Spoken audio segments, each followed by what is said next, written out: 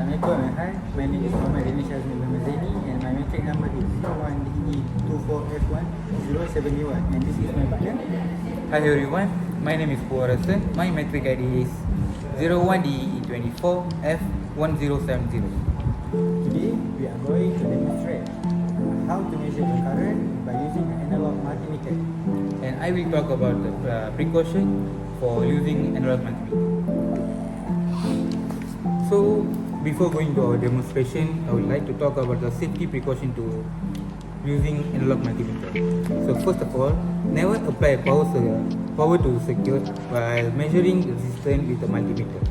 For second, connect the multimeter in series with the circuit for current measurement and in parallel for the voltage measurement. For the third, observe the proper DC polarity when measuring DC values.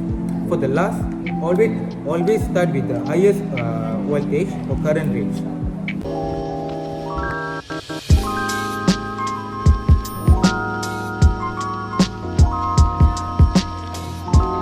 Use a banana clip to the DC current and put in correct way on black and red.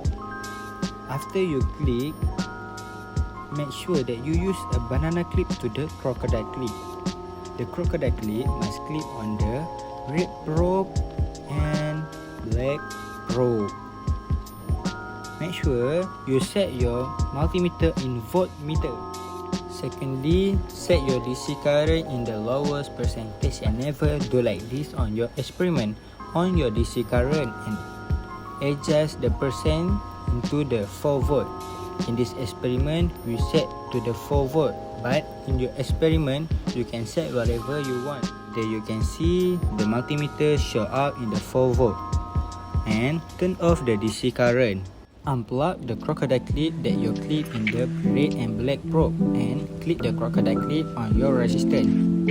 Clip the red crocodile clip to the left and black crocodile clip to the right.